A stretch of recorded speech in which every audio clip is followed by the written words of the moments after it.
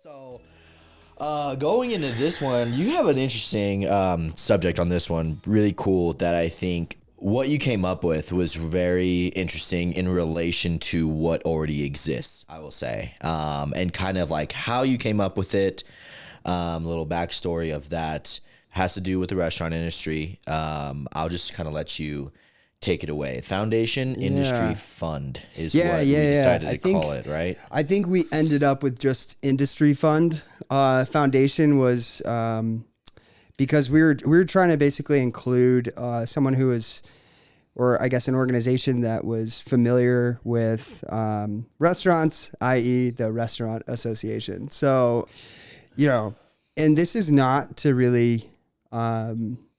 we're always saying like, yeah, we don't want to shit on Boulder.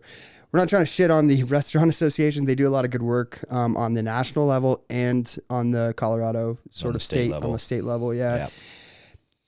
However, this, I'm gonna explain all of this to you guys, and I'll let you guys decide. Well, I'll help a little guidance here. Let's start off with your experience in the restaurant industry out here in Colorado. Yeah. And I think that's a great segue into how you came to the Industry Fund. Yeah. So my experience as an illegitimate bar owner, it was, as a bar/restaurant on Pearl Street. Now I was on kind of like the research just sort of dive, and I was starting to familiarize myself with the sort of metrics that go into running a bar. And I think on the first episode I mentioned Chris, and Chris really helped me understand the accounting sort of principles and how they're brought into to costs and costing out different, all the things basically that make a restaurant. It all comes down to, how efficient you are, it's like right in line with how well you do. It's like understanding the consumer, what they're willing to spend, understanding what the other sort of restaurants in the surrounding area, what they're pricing their sort of, their product at. And I just got really, really obsessed with it. But I started to realize that I was starting to get comfortable with, and confident, not even comfortable. I was starting to get confident in my sort of ability to really understand sort of the ins and outs of running sort of a restaurant, at least on the financial metrics. Right. We're looking like cost of goods sold, that type of thing. Yeah. And I was already familiarized with the marketing, and I had, gone deep into kind of the consumer behavior out here in Boulder, but I didn't have any experience. And I for sure didn't have any historicals. So I knew that was, going against me every time I'd pitched this idea. Right. And I got basically the best opportunity that I didn't take. And I'll get into that in a little bit. But I was introduced to a restaurateur who I did my due diligence. I looked him up, and, he had been in the local area for a long time, had helped, had his hand in many different restaurants and establishments. And to me, on looking at his sort of online presence and also just hearing the sort of rapport around the restaurants that he had, I was familiar somewhat. But when I finally met him, because I was introduced to him through a friend, and when I finally met him, he basically was giving me the chance of a lifetime, which was to come in as an owner. And I had said, okay, I can raise some money to basically buy in to the ownership stake. And the ownership stake was going to be 70% at a pretty high dollar amount. That being said, 70%, wow. Yeah. Damn. And I was like, okay. Wow, that's a lot. Right. And I was like, I wanted autonomy over sort of the culture, because I felt like, what existed wasn't quite what I wanted to basically continue. I wanted to start my own thing. Sure. And I mean, especially taking on 70% ownership. I mean, yeah, it's not of his whole business, but it's like of that location. It's still Was of prime? that business. It's prime real estate. Right. We're talking on Pearl Street, right? On Pearl Street, and I think that location is, I think it's cursed, but I also think that no building itself is cursed. You can always do different things, and maybe not doing the same thing is a starting point. However, so taking that into consideration, I get into I get foothold into this place with the workers as well. Yeah, and so that was the best part about all of this, is that I was able to, in a couple months, because we were going over operating agreement stuff and due diligence on his end. He was setting up the accounts and everything, and I basically was able to, over a handshake deal, essentially raise enough money, and I didn't have enough from him, I guess, and I'm not going to go too into detail, but basically I had one kind of unfinished pro forma and not a whole lot of information. So as far as the investor or investment was concerned, it would have been contingent on that stuff. And so it took a couple months to actually get that stuff. Okay. And so in the meantime, I said, I fully intend to take over this place. Just like any place on Pearl Street, has a ton of potential, right? But I started asking myself and him and everyone who was in the restaurant / bar, I started doing my sort of like root cause analysis, right? Mm-hmm. I was asking why a lot, not necessarily to challenge anybody, but rather the understanding. Yeah, to get a grip on what was the thought process behind this thing that we were doing. And I asked it pretty much for everything that was going on. And I think being an outsider coming in and learning sort of the ropes from someone in Indiana, right? Like taking me on as a mentee mentor sort of relationship. Even if you did have prior experience and knowledge, you're coming in as taking over of a pre-existing location. Yeah. That sort of approach, I think, is very necessary to then, get the proper connection that you need with not only your employee base, but with, your geographical location. Like you said, other different factors that play into that, such as like your competitors and stuff, and just what the place, like the types of products that they sell, right? One thing that I remember vividly was asking, why do we not have regulars? If we were almost, this is going to make it kind of obvious, but I don't really give a shit. The whole idea was that this was like a sports bar, right? And so since it was a sports bar, to me, a lot of things go to, like, my sort of take on a sports bar is that you do have regulars and you have a attainably priced sort of food, right? It can vary. You're still on Pearl Street, so there's still a higher price point typically, but generally speaking, you have a lot of return customers, and return customers are important, especially in this game, right? And I think I was asking the right questions and not really receiving solid answers, which kind of answered the question. So I was like, don't you find it weird that we don't have regulars and we're a sports bar? I asked him, take away all the TVs. Does it feel like a sports bar? Because yes, that is a part of it, but is the aesthetic, does it align with, does it match with, with what is that really the vibe here? And it wasn't. And I knew that, but I was trying to also invoke some sort of thought around, especially management, asking them like, hey, like, what do you, without trying to like undermine everything, I still had intentions to change it, but doing it this way, it would have opened them up to the idea of, change. Right. And so it would have been this like slow, methodical sort of, and everyone's okay with it, on board with it, because they know the thought that goes into it. But it wasn't really the aesthetic. It wasn't necessarily that the employees like hated their lives. They didn't mind it. They actually, some of them actually really enjoyed working there. But there was something off. Just like, how we feel about Boulder, but really seeing the sort of issues unfold, I was like, man, for one, we had a service charge, right?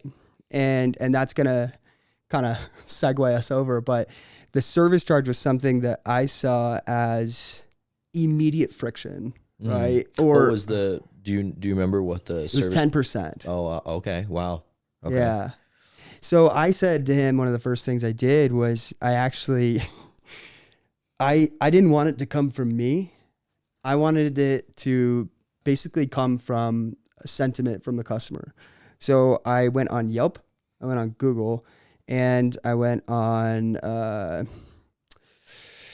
Reddit. Okay. And so I went on each one, everywhere I could find reviews, and I basically made this sentiment analysis. And it would pinpoint if the sort of inputs were subjective or objective. And I used a blot plotter to kind of distinguish and give basically an NPS score to each of those sort of little pieces of sentiment. And what I got was a consistent. For those who don't know, explain an NPS score.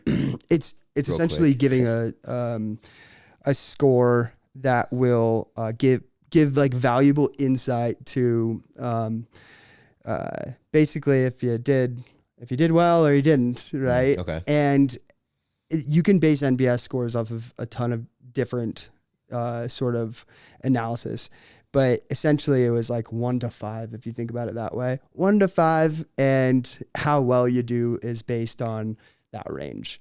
And that range is depicted by, if you split it into subjective and objective, it kind of evens it out and it finds sort of your pain points. Okay. Right. And so I was able to analyze all this sentiment, and I was doing it through AI, and I was trying to get basically the most quality sort of data analysis, but it wasn't that hard because you could if you really just took the time to just read it, you could pretty much write notes and find the repeat offending things. So what, back to it, what did you find? What I found was that the service charge was a point of contention for most people that would give a lower rating. Right. So that was consistent. Okay. The other was, kind of the typical sort of lulls when it comes to service. And I think service is like, you expect a certain amount of service or a certain amount of attention from the employee or from the hospitality worker. And it was inconsistent at best. Right. It was like, it wasn't necessarily bad, but it was consistently meh. And it's one thing to like have a bad server or bad service and then contemplate like how much you're going to tip versus a mandatory upcharge, a service charge on your bill already that is non-negotiable on top of whether or not you want to tip. And even with that, it's like, even if you have good service, it's like, oh fuck, am I really spending this much money on just like a burger and a couple beers, you know? Well, it's already at a high price point. And if you're not going to notify the guests that there is a service charge, and you're also not very transparent about actually, telling where that service fee kind of goes, it's basically, you're shooting yourself in the foot every time a customer gets their receipt, especially if you wait till that point. Right. So in the customer sort of journey, I always talked about it with the management. I was like, we need to put ourselves in the shoes of the customer, right? So you walk in, what happens? Like, is it like easy? Is there flow to it? Do you get actually taken to your table? Right. We didn't have that. It was basically a bartender was told that they should be the one to point out a table and basically point and shoot, right? And I was like, they're tasked out. They're not going to be able to do it. And they will fuck it up. So if you don't have a host, then you have a sign. If you don't have a sign, then you have nothing. And it's like, it's basics. But what I saw, what really, really kind of rubbed me the wrong way, and that I said to the owner at the time, I was like, not only are you kind of screwing over the customer, but it's also like, I'm wondering where that money's going.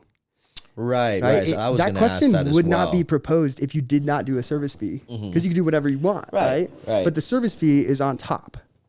So it kind of tripped me out, and it got me thinking. And after everything was said and done, that was actually one of the things that made me walk. It was that. It was, I had kind of asserted like, hey, like where I at least proposed a question of like, how much of the money that comes through here, like as far as labor goes, if you're paying for back of the house, you need to actually say that on the receipt, back of the house, well-being or whatever, right? Mm-hmm. But it was intentional. Service fee doesn't have anything aligned with it. Yeah, there's like no context with it. Yeah, and what also happens is you get, you get tip credits for, the tipping the whole tip credit fiasco in Boulder and Colorado abroad is crazy. But the issue that I took with it was that, okay, are you making up for your losses during COVID? And are you putting that back into your bottom line? Are you making up for the loss, right? The loss sucks, but being transparent is more important.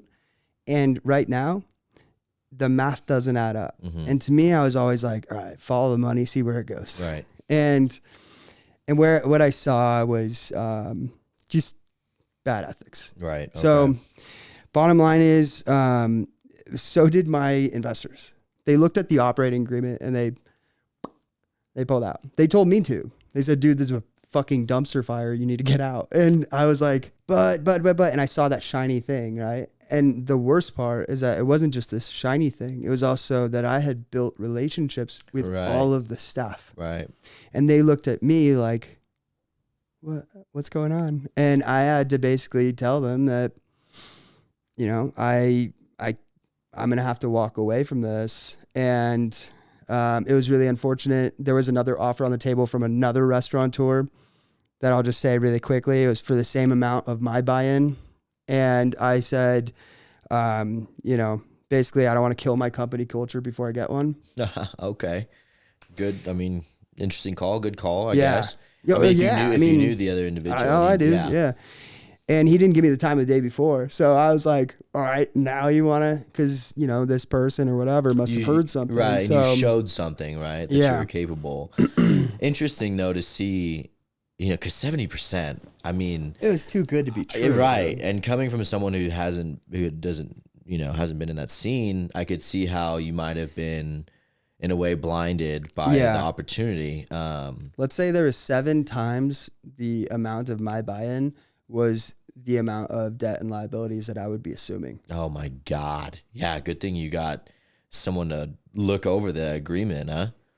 Yeah. A lawyer, which cost me a bunch of money, but guess what? It was worth it. Yeah. It's going to save you a lot in the end. And I noticed who was in my corner, right? My advisors, other investors, they were basically like, hey, even though it looks awesome, it's too good to be true because you need to look at section blah, blah, blah. Right. So do you know where that place is standing now? So I had told management, I go, listen, what's going to happen next is this other person, because I said no, he was still going to go through with the rest of it. This other person is going to come in and overhaul the entire process. And when he does, he's going to fire a bunch of you. And that's exactly what happened. And I had some of them reach out to me telling me thank you because they were able to look for a job. They were not told until the very last minute.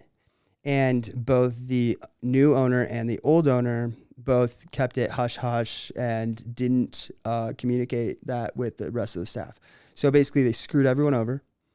I'm not a fan, clearly. So I'm not gonna say anything that might incriminate me or, make me get a lawsuit for defamation or something, but I will speak. That's fucked up. Yeah. And I've experienced that in like a chain place that I worked at when I was younger. Luckily I had got out of that job just because I was offered something else, but I didn't know anything about what was happening. And then sure enough, like a month later since I left, I hear like, oh, it was like all the employees came in one day and they were just like, hey, here's your last check. Like, we're closed. And it was like, oh shit, like, thanks for the fucking heads up, And it's ever since then, it always tripped me out that companies or business owners do that. It's like, man, do you not give a fuck about your employee base at all? It's like, those are the ones that are making your money. Those are the ones that are bringing your guests in or bringing your guests back, right? It's like you remember the service that was given to you or provided. And when it does happen, right? What we were talking about in the last episode, it's so funny. I'm like, continuity, the cross-pollination, right? All that stuff. It builds relationships and rapport with other establishments. Right. And they come in and they see you working and you do the same when you go. You can vet that person somewhat, right? So if someone tanks, you could, if an establishment tanks, you could maybe go over there, right? But that doesn't really happen in this sort of situation. Maybe it does. I'm unaware, but I did get my feet wet as an operator. So going back to this service charge, and kind of tying in the industry fund, where does this, and then just your experience at this location, where does this kind of tie into each other?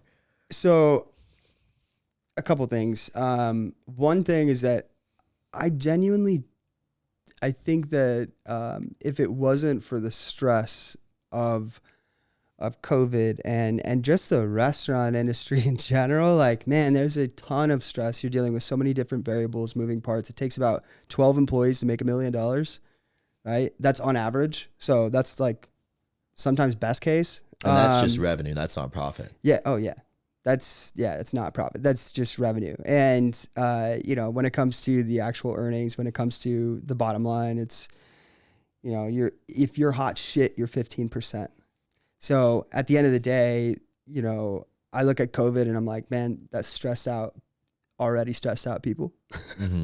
And their whole, my whole thing was, okay, how could you potentially, right, look at it from a different point of view, take a different angle. At the end of the day, you're looking at a service fee. A service fee is going to promote some sort of, I think it promotes a little bit of animosity and with the consumer or with with your customer that's in there. It promotes this sense of uneasiness, right? What you don't know where the money's going. That's a problem. You are, basically getting 10% of whatever you thought the bill was is getting added to on top of the bill. And so I started thinking about it from, sort of inverting the issue. Okay. And if you invert, you take it from the furthest away and walk it back in, right? Until you get back to your shop. Sure. Yeah. And if you're the operator owner, you don't start there. So you have all these problems, all this stress, right? And I was thinking about ways to alleviate that stress, but first and foremost, I was trying to solve pain points. So from the customer perspective, how could we basically solve that sort of pain point, that friction point? If everything great happens, right? Customer service is awesome, everything, the experience, all the way until the receipt, then how can we change that at least? Right. Right. And so I was thinking about, okay, and then what else, right? Who's next? It's not the operator. It's the employee, the one, who's actually providing that service. Okay. And so if you think about it, the problem there, if you can alleviate both, by the time it comes back to the operator, you want it to be a lot smaller, easier to deal with. So I said, okay, let's take a service fee and rebrand it. And instead of animosity, it could promote reciprocity. Okay. Okay. Right? And the reciprocity piece is like how it affects everyone.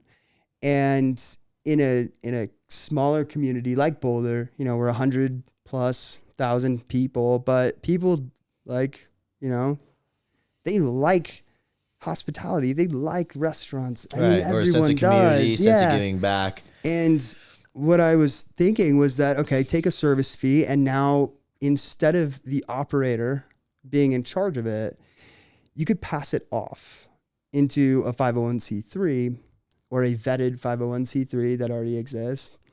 And so that was the idea. If you could do that and then put that money instead of in the bottom line or wherever, right? You could take that service fee and actually apply it directly to the employee. Well, it's strange because, like, looking back on it, I'm curious to the legalities of applying a service charge on your ticket. and if there are any regulations surrounding a service charge or a service fee. Because from my experience, the few places that I have worked at that actually do apply a service charge.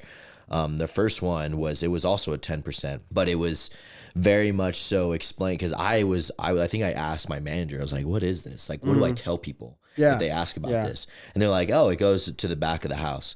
Yeah. It goes to the cooks, essentially, back of the house workers. And then just, a quick little side story. I remember, hearing that and being like, okay, yeah, I can say that. But then actually putting in some time and working there, after a few paychecks of being like, I'd like curious like how this tip pool works out, and then come to find out, we tip out the back of the house from our tip pool. But I'm like, but doesn't the service charge go towards that, so you don't have to worry about the front of the house tipping the back of the house? Isn't that what that whole cover is for? Yeah. It's like, oh no, it's actually just for like health benefits. I'm like, interesting. And this is a fine dining restaurant, keep in mind. Like the average ticket, the average price of when you're getting your bill is like close to like $300, and that's for like 2 people, maybe 3 people. Wow. And so, you take that into consideration, the 10% from that. I was confused. Yeah. And then so when we come across this and you're telling me about this, I'm just like, all right, there has to be some sort of Something's oversight up. Or something's up. Right. Yeah. And so like, to me, it makes sense, especially post COVID, if restaurateurs are, carrying over a lot of debt. I'm like, oh, okay, that whole following the money back. And then it's like, all right, where do the legalities lie as far as, how you put it on your books, framing right? it. It's yeah, exactly. Right. Yeah. And then so, and I didn't mean to get into like too crazy of like a, step off from what you're saying, but and the whole thing is that you're technically like somewhere in the middle bottom area, right? Mm-hmm. And to think that you were not going to ask that, right? Mm-hmm. That like you could just get away with saying that, and you just pass off like a whole, oh yeah, it's tip out the back of the house. I mean, the audacity for one, but the level of kind of just, it's kind of ignorant, but it's also like, it's like there's only so much money to be going in different directions, right? It's moving of money. And if you're in a place for long enough, you can kind of understand the flow of it. Mm-hmm. And so for you to propose that question, for one, you're smart and you're like, hey. Well, it just didn't make sense, especially I think it was more so like a personal thing. It's like I got my paycheck and I was just like, I had to test into this tip pool. I'm like working my ass off for you guys. That local? Huh? Is it local? What? That place. Yeah, it was in Boulder. There's a trend with that, and it happens to be that tipped employees. There's a definition laid out what a tipped wage is, mm-hmm. and how it's laid out is it's pretty hard to fuck up, to be honest, and somehow managers end up in the tip pool somehow, and maybe crazy. Not that place, but I will say I experienced that too at the other place I worked at in Boulder as well. Yep. And man, experiencing that, oh my gosh. How did that feel though? That you were working and you were getting your tips, and for some reason it's almost like intentionally confusing because there's a shift of money over here. It was crazy for for me to be experiencing it and then kind of getting upset with it and maybe asking a couple questions here and there. But then it's another to hear it from everyone else that you're working with. Yeah. And then even more so to then find out just after spending time around the scene that several people have worked there in the past and it's the same exact issue that everyone shares that everyone calls bullshit on. And it was weird to like experience that without like meeting these people without giving any sort of context to like where I work or the capacity I work for that place. It would just like come out immediately like, oh yeah, wow, that place, it sucks. They steal from your fucking tippers. Yeah, and that's what it is. It is that though. You said it. You said it flat out for what it is. Stealing is like a pretty heavy it's accusation, a little loaded, right? It's a little loaded, but it is by definition not within the actual law. Like well, they're not following the law. When we as like an employee base brought it up and like had the management talk to us about it, and then the way that they described it in the tipple, it's like, okay, you can't really figure it out unless you see the books. And it's like, no manager's going to show you the fucking books. And they should. You know, they should. There should be sure. a P&L that they can actually provide that doesn't have too much on it. But to be transparent with your staff, you know what happens? They can actually go and explain things to people, right, within the context of like a service fee, right? No, that's actually helping me get too, by and live in Boulder, right? It's when you work your ass off, and this happened a couple times, you have a busy fucking night. You're sweating your ass off. You're there till fucking 3 a.m.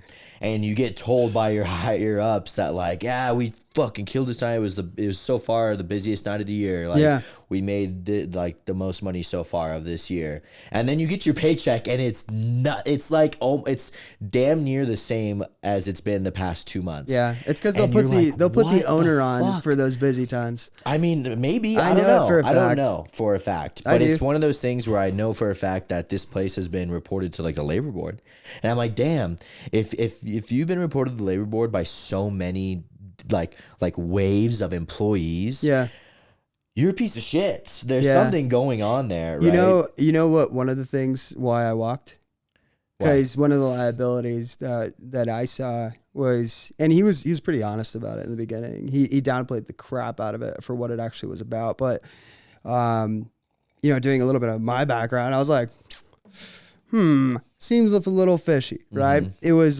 3 labor law violations, and oh shit, okay, they had not been taken care of. They were still, up in the air essentially, and they were labor law violations from the previous place. Oh, interesting. And here's the thing. I was about to take over this new place, so I was like, I shouldn't have to worry about that, except for the fact that the liquor license was still in the name of the old place. Oh, gosh. So it carried over. Yeah. Wow. Yeah. And I'm going to piss people off in this episode, but I do not care. I think it's worth it because I'm not here for them. Yeah. It's like the people that are going to get pissed off are like not what this whole thing is about or for. It's like, no, but it's happening under the community's nose. And a lot of people don't know it, or they don't have the power to do anything. Well, and then too, like talking about your employee base, right? The ones that it directly affects, when, it sucks when you don't feel any sort of like true, like care or welcoming or inclusiveness, like when you work at a place and you're not getting out of it what you feel is right to you, or you feel is owed to you, I guess, in a sense. And it's strange too when you just like, I've worked at places where it's like they just straight up don't make a lot of money. It just is what it is, and that sucks. But like you fucking move on. What blew my mind coming back to this whole service charge thing was the stats, not even the stats, just the mathematics that you figured out with that. You want me to go into it? Yes, I would love for you to go into that. So I wanted to figure out a way that, I could quantify sort of just like the impact or potential impact that this 501c3 or this vetted fund could provide for industry workers. And industry workers, I need to say this point because I don't think people get it at all when I'm first explaining it unless I lay this out, right? Boulder, Colorado, one of the, when it comes to wealth, it is concentrated. But when it comes to benefits, it's also insane. You're looking at some of the best industries in the entire United States, some of the, the most tech and life science, and there's a couple others, there's consumer, products here and there. But the bottom line is these are some of the highest growing key industries providing the best benefits to the populace, right? And the population, the people, they go into these hospitality joints, right? And they're getting served by people that have zero benefits at all. And it used to drive me nuts. And I think that needs to be said, right? You're getting served by somebody who can not even afford to live here, and also doesn't have any medical, most likely, right? I'm not going to blanket statement saying that nobody provides medical, for sure. but I'm pretty sure nobody provides medical in this industry. Yeah. Yes, you don't generally get, and that's usually a big reason too why people will eventually leave. It's like, even if they're making good money, it's like, hey, like I'm gonna have a kid now, or I'm getting older, and my body's not what it used to be. Like I have to work somewhere that gives me these benefits. Because insurance in this country is fucking nuts. And turnover is so incredibly high here, right? Yeah. And absolutely. what they do is they go for cheaper labor, right? Instead of fixing the problem, they just go hire, another college kid, and the college kid is usually like, let's see, priority, probably not the restaurant or service, probably college, right? Now, it's not saying that college kids are terrible. It's not the point. It's that there's a ton of young professionals, I'll say the word, but there's a ton of young professionals that can supplement their income and actually afford to live here. Yeah.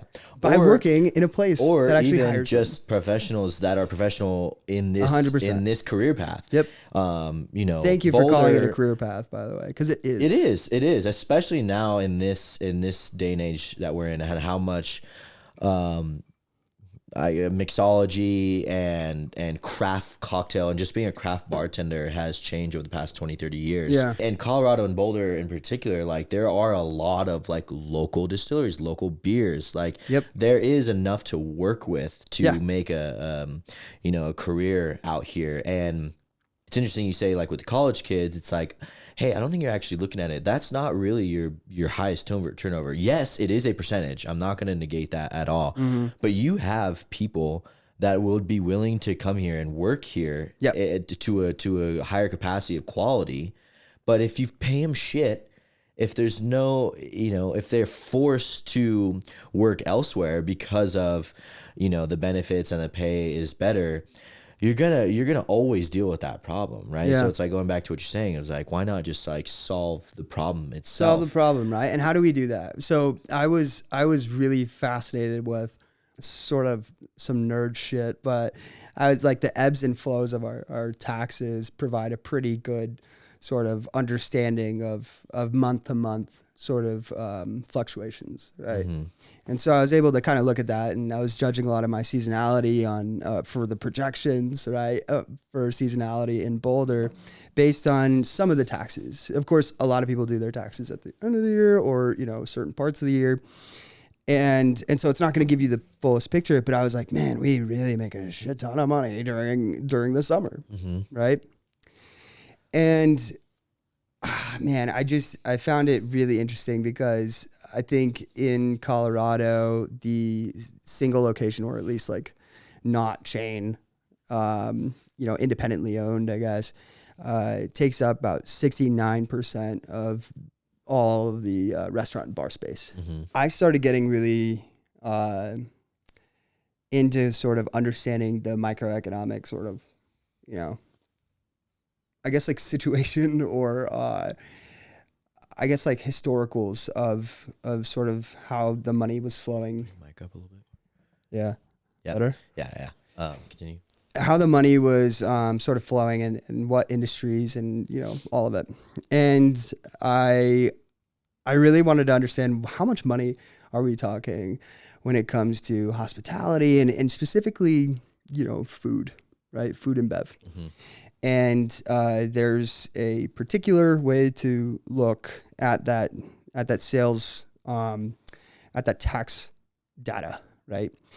Well, Boulder loves to put out study after study, and they put out a ton of information, just troves of information. You just got to find it.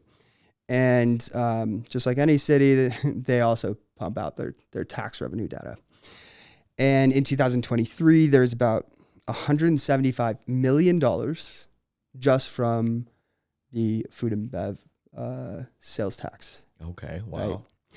So this is not including the sugar tax, and it's very specific. You can narrow it down once you actually look at the like sort of subcategories. Okay.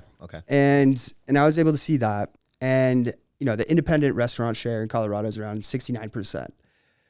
So I took basically 69% of that 175 million. And we're talking around $121 million, right? From, independently owned restaurants. Okay. Because that's kind of what I wanted to focus on. I wasn't worried really about, fucking TGI Fridays or whatever else, right? It's just an example. But there are others in Boulder actually that exist, and they're chains. So when it comes to the workforce numbers, averaging out around 25 employees per location. Okay. And the number of independent restaurants around 58. If you were to talk about, our very particular types of restaurants, we're not talking about your buffets or anything, but this is hospitality scene. Right. And so that covers around 1,400 employees. So with 58 sort of independent restaurants, 25 employees each, we're talking 1,400 employees ish, right? If you were to take the tax revenue, take 0.89%, so not even 1%, it would make up $750 per employee per location. Understanding the economics around that, not everyone needs HSAs, but also just the vastness of that number, right? Taking literally 0.89% of the total is money on top. It's not taking it from that pie. Mm-hmm. That pie, it already exists, mm-hmm. right? It's the service fee. So if you were to replace the service fee with a vetted 501c3, which has transparency sort of, they have to be by law, you could actually follow the money and see where it goes. And this money would be appointed to the employees of restaurants that would be willingly participating in it. So you're saying for HSA accounts, which is health savings account for employees in this industry in particular. Yep. You're saying that based on the information given from the yearly taxes that are put out by the city, and just kind of by deducing that, right, based on the type of location that it is, that you can apply a service charge that is only 0.89% of the ticket to then account for those actual health savings accounts that are supposedly already used at these places that do these service charges? Yes. So the health savings account is, that just an HSA alone is a really awesome sort of, middle ground to providing real benefits, mm-hmm. right? Real benefits come in different shapes and sizes, especially when you're dealing with this industry. Maybe it's not that they want full bennies. Maybe they have a real job. And I say that not in a demeaning way, but in a full-time work, right? Right. Yeah. And I think there's a significant majority that actually uses this sort of work as gig work or as part-time work. Yeah, as a buffer. Yeah. And in a place like Boulder, the more help you can get, the better, right? Mm-hmm. It's already hard. And 1% would give you excess cash, basically to add for, other sort of benefits. And I'm talking health and wellness benefits to the people who have literally none. Mm-hmm. So you give them an HSA account and you contribute as an employer, great. But this would actually take care of that. And it's funny too, how we were talking about the other places that we saw this before you started talking about the industry fund. This service charge either not explicitly being described as what it's going towards versus something like this that is hey, this is very much so meant to go towards this, and it is managed by this 501c3, which then you can there's a sense of trust, right? Yeah, and that reciprocity takes place, right? So now if you were to say, we are proudly, bringing in the industry fund, there's almost more of a reason to go. And that's reciprocity at work, right? And that's what I was talking about when I was like, you know, animosity is when you get your receipt and you're like, where the fuck is the money going? Yeah. And then if there was you know, we did a little bit of branding for it too. So it's like, if there was a brand like, or something recognizable on the receipt, right? Just that little tiny bit would make such a difference in the well-being of the people who are providing everyone in the city a service. Right. And I think that people who are customers could easily see that. The problem was that, well, I'll get to that in a bit, but you know, the next step was to not just quantify it, but also to bring it to some sort of higher power, right? And like go up the chain and see what sort of waves we could make. Right. Or some positive change, right? Yeah. It wasn't about like, you know, dismantling. It was you know, it was about creating a positive from a pretty negative sort of outlook on service charges. It also took the stress away from the employer. Right. So stressed out people typically make stressed out decisions. Sure. And you can see that in action with service fees, especially over 10%. It's crazy. Yeah, that's wild. What covers the back of the house? Well, you can actually figure that out by looking at your P&L. You can look at labor, go to back of the house, and it's probably around 6% of the total, right? And so, you know, not only is like, are you thinking that the customer is stupid, but you also think the employee is stupid when you attach it and then you give some lame ass excuse like, oh, it's the fucking, you know, whatever. And that's not transparency. What sells in this day is transparency. So you actually went ahead and moved forward with these findings that you had with this 0.89%, which brings us to the industry fund, right? Which I was just like rounded up to 1 and right. I mean, you know, I don't think anyone has a problem with that. And the impact would be so high that, you know, it's an innovative sort of solution, not to pat myself on the back, but it's the whole, especially different. in a community like Boulder, like you said, 100,000, it's relatively smaller, right? Yeah. There is that sense of like giving back, you know, reinvesting back into your own community. It feels good to do that, right? And then two, even a step further, not just me being like one of your friends, but how many people do you know that are friends of yours that work in that industry or have worked in that industry, whether it be as a buffer on the weekend or like a full-time job as a server or bartender? I mean, those are the faces that cross my mind when I'm thinking about all this math, right? I'm doing all this nonsense, but I'm like, I mean, it's not nonsense. It was strictly because I had so many friends that were in the industry, and I'm fortunate enough to have the VA cover my health benefits. Now the VA is a whole nother story, but the VA nonetheless, I have something, right? And that makes me happy because it's better than nothing. Yeah. Oh my gosh. It's like, it's a weird, like, comfort that is like almost subconscious, but it's like you could feel more comfortable about doing certain activities. Yeah. Understanding that that you're covered. I think that the service fee thing is interesting because it's not your money, right? At the end of the day, it is not considered the total sum of whatever they purchased. So therefore, it's excess money. What you do with it is important. And if you look at it as free money, the excuse when I called it out was, well, you should see like when we don't do it. I go, that's what the the fuck truth. does that mean? Yeah, that's the fucking truth. What do you? Yeah. Then you have other crazy shit to work on, right? It's not. Oh, you take that out and.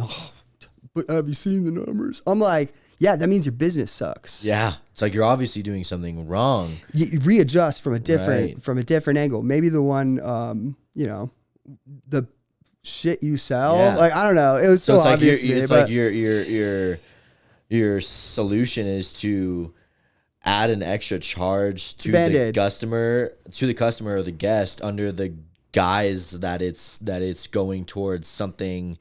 It's unethical, and I won't say that all of them are like that, but it actually adds on to the stress, I think. There's places in Denver that I see do like a 1% charge, and now that I'm like thinking about this, I'm like, man, I should ask. I'm curious because I've seen that 1% charge go around, and like when you get the fucking bill, like 1%.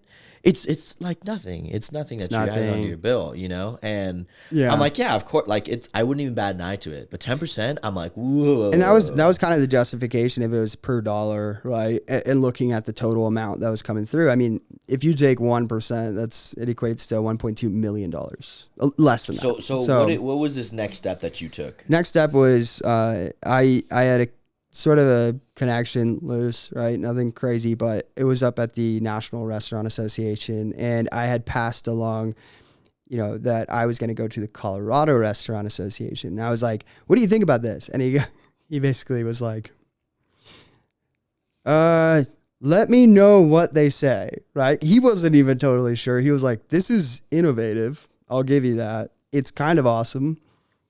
Those are paraphrased, but but the idea was that he was curious on what the reaction would be, and I was like, "What a weird way to respond." Yeah. I was like, "Okay, yeah, I'll let you know." When you brought it to the state association, so when I brought it to the Colorado Restaurant Association, at first we had a meeting. You were there. I was there. This is when I'm just trying to help out with the you listeners. came in and we had this meeting with the CRA, and the meeting was like confusing, and it was also frustrating. But overall, I think they were like, "This isn't really our thing," because she was more marketing. I won't say who it is. Right. I think it was just more so the wrong first connection with the CRA. We had to go through her though, basically. Right, and one of the things that I got from that meeting was that apparently we're lucky. I just want to call this out real quick. Apparently we're lucky because we have a concept that probably would work better than the concepts that have remained the same for 20 years. Mm-hmm. And I go, the market changes. You have to keep up with it. That's a whole nother thing. But we eventually got over to the I think. What? Sorry, that was so. See that? He's trying to get me not to fuck up. That was so abrupt. I think that is so funny. We got getting to away another. From titles. Yeah, Let's get away from titles. Yeah. We were then. Okay, I'll repeat that and we'll cut that shit. Okay. So she got me over to another point of contact that deals specifically with this sort of liaisoning. Right. It was definitely more that this person's alley, I guess you could say. Yeah, their background, whatever. Right. And this person was really cool. They were. I was very skeptical at first, just given the capacity of their position and open-minded. Right, and what we were bringing to the table. Yeah. But this person was actually very, very cool in the sense of actually listening to what we had to say and actually having a feedback and being pretty transparent about it. Yeah. Being like very realistic about what we were bringing to the table. Yeah, and he was, sorry. They, whatever. Yeah, whatever. All right. He was really cool. I appreciated his input. He appreciated mine. I think that we all three had a really constructive and awesome conversation. Where it went from there is basically this person, he took the packet that we had, right? Which explained all of the math, which kind of like, we knew it wasn't perfect. Right. We knew that there's a lot of things that we needed. That's kind of why we went to them. Right. It was like, hey, we don't want, it was coming from the aspect of like, we're not trying to coin this and be like, we're the fucking awesome people and we have the most beautiful answer. It was like credit. The whole point was like giving it to a 501c3 so that it would be managed by an already established. Right. So there's trust right there. Yeah. And like, in no way was it like my goal to start a 501c3, but it was such a unique sort of like but it also, way to build transparency through these sort of organizations. And it also was just like, this seems right. Yeah, this seems totally like the right thing to do. And we were passing it to the subject matter expert, right, who thought it was awesome, by the way, right. And like, it didn't seem, and which it isn't, a lot to ask from a ownership position. No, right? Yeah. It seemed like at least we could get a meeting facilitated, where it could be an open dialogue. Yeah, absolutely. Like, so then I think it was then not passed, but like taken on down to excuse me, the Boulder chapter chapter, I guess you could say. of the Colorado Restaurant Association. Right, which we got some feedback, and it wasn't even necessarily bad. It was more so like, hey, what I'm getting is that if this is going to happen, you have to get everyone else on board, pretty much. And everyone else meaning other business owners. Which was kind of implying that it was an arduous journey or task to do. Well, and then my immediate thing was like, oh, so we're going to have to ask these people that are doing a 10% charge to knock it down to a 1% charge, and also not having the power to then dictate where that 1% charge goes towards. It's actually managed by a third party. So that with that feedback, it's like you didn't say all that, but it's what was, you know. How I took it, if you want to know. Yeah. Is that it got brought up. These are, you know, these people either have heard about me, they know what I'm up to, and it didn't go anywhere from there. That's the fact, right? It didn't go anywhere. Yeah. And our intent from when we left that conversation, it was like emotions were high, like it was, but it was also positive. Right. It was like, wow, this could be this thing. And, you know, being an optimist is one thing, but also backing it up and being like, hey, we went through all this fucking trouble just to come up with an idea that wouldn't just benefit us, but it would benefit the larger sort of community and bring in the community to actually, you know, play a part in sort of the health and wellness, the one thing in Boulder that everyone loves. Right. That is it. And it's like, dude, as one of those employees, man, if I knew that my place that I worked at was offering that and had my back like that, man, I would feel so much more inclined to stay with them, even if there were other pain points about working there. That's just a whole nother level of care that I see that they're actually giving. Yeah, but it's strange because even to take that a step further, I have worked for places that do actually offer, restaurants or bars that do offer a sort of, you know, health benefits package, whatever it might be. Funny enough, the two places that I have worked at, in Boulder? Both places, one of them was in Boulder.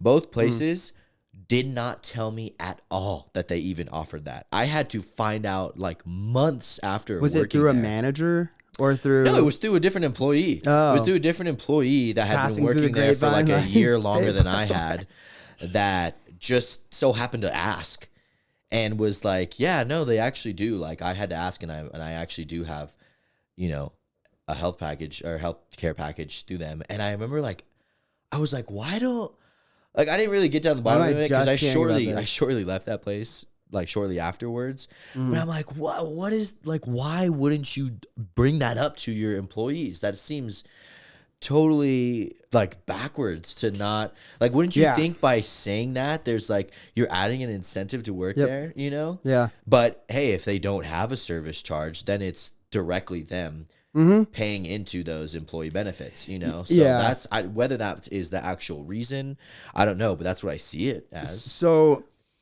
to kind of, you know, put this into perspective, if it takes one establishment, and so far it seems like, you know, we haven't heard much back as far as feedback on who would be interested. Seems like no one.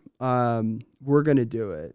And no matter what, if we have an establishment, right, that is the goal, we're going to implement it. Yeah. We're going to implement it, and hell yeah. And we're going to basically lead by example. You know, even though it's totally possible to get this started now, we're just going to take the initiative. Right. And I think it's really important to think about the quality of life. Right, quality of life behind a bar. Like there's a weird parallel that I saw in veterans and hospitality workers. I don't know if this is ridiculous sounding, but to me there was always this sense of when you walk through the threshold of the door, like you basically there's almost this silent sort of suffering sometimes that happens, and it's almost like you just get through your shift, right? And then you go deal with it. And then it's like there's not a lot of outlets, or, you know, especially there should be more provided, especially telehealth and all the other things, right? Which there are definitely some that are out there, but I just saw that there was this silent suffering behind the bar, you know, and it was like, just pull through it, just get through it, lift yourself up, get through it, whatever. And if you don't acknowledge that, and it doesn't exist in your mind because you're, you know, you've taken care of everything in your own sort of, in your own life as an owner, and you don't acknowledge its existence, then you're showing your ass about if you give a shit about your employees. Right. And I think by doing the opposite, by actually giving a shit and going out of your way, however it is, whether it's with what we're doing, or if, you know, if there are, you know, I'm sure there's stories out there of people really going out of their way. Oh my gosh, I was just going to say, there are a number of bars and restaurants in the United States that absolutely fucking kill it, and they have some of the best company culture. They have people that have been working there for years, because they get taken care of, you know. And there is something prideful about saying you work for this place, and unfortunately it's not as common as you would think. But for somewhere out here with a place like Boulder and the amount of opportunity that truly lies there, and the potential to make a place like that for what already exists there, it could make such a great impact, for not just the community, but obviously for the people that work there, and then for, you know, some young new entrepreneur to, you know, come in and make some positive change. To me, I'm just going to bring this true story, slightly random. I think it correlates, but for the city's initiative on like their modal sort of transportation quota thing, to give these people a bus pass and think that equates to benefits. It's like working for a corporation, and at the end of Q1 they throw you a fucking pizza party, which actually happens. That happens all the time. For anyone listening out there, you know what I'm talking about. It is so common. You get a fucking pizza party, especially at the end of the quarter. Some people don't even do fucking pizza. They'll do like some shitty ass food, like, or even it might even be some bomb ass fucking food. But it's like, in the overarching thing, it's like, especially in corporations, it's like, oh wow, you guys totally burst through the goals for Q1, and we made record earnings this year or this quarter, and you get a fucking barbecue. It's like,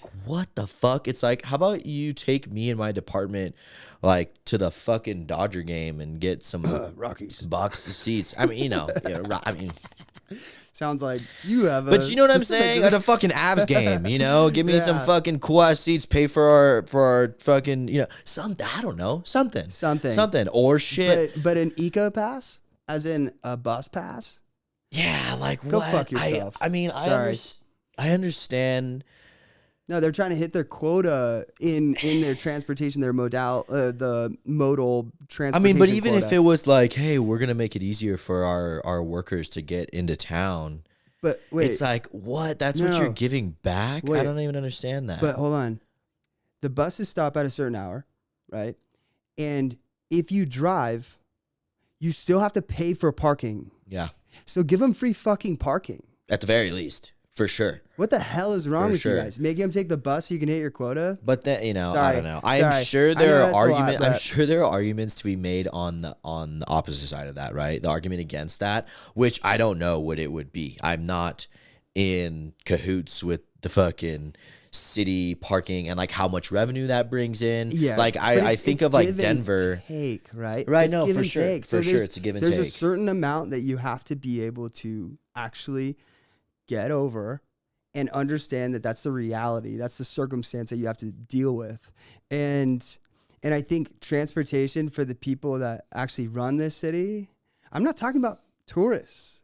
I'm talking about people who work day in, day out, sweat their ass off for the benefit, the benefit of the community and the actual tax revenue that everyone benefits off of. Right. And whether or not the you know the intention of that was, you know, going green and sustainability, it's like, well, they're not hitting their quota. You could also argue. There's also an argument on that side as far as sustainability and going green for Boulder. There's no opinion. There's no opinion attached. They literally are not hitting their quota. They have more single driving people coming in than ever before, and they're not going to hit their 2035 quota. But, you know, okay, obviously I was a little triggered on this episode. However, to end it on a good note. Yeah, to end it on a good note, we are going to do our best to disrupt this sort of, you know, this hospitality scene, not to dismantle it, but to provide an example of what you can do. Absolutely. And to improve upon. That's it's what not it's, about, I mean, yeah. And at the end of the day, it's like we come from humble beginnings, right? It really is centered around fucking people. Yeah. Like showing what is possible and to improve on the fact is not to be like, look at me, putting me on a high, you know, on a fucking high chair or whatever. It's like that. It's just, it's a sense of doing something for the people that you work with and surround yourself with, and to provide better for them in several different aspects that just doesn't exist. It's strange. To wrap up, I want a closing statement, right? This is my closing statement. To any of the old guard, specifically, of Boulder hospitality who flat out disagrees with everything we're saying or particular things, right? Or if you want to just have some discourse, some liminal discourse, then I'm telling you, reach out. We'll get you on the podcast. Stop writing op-eds. No one reads them. If you're going to complain about bureaucrats, do it in a way where Gen Zs hear you, because they actually, you know, move mountains, and get on this podcast. Yeah. Again. Yeah. And then for you listeners too, outside of the people he just pointed out, like anyone and everyone, like if you know someone or you know, feel that you have, you know, some good weight, let us know. Let us get in contact with them. That would be awesome. There is a link in the description. Hit the link. Give us your feedback. We're excited, and stay tuned for the next one. Adios, guys. See you next time.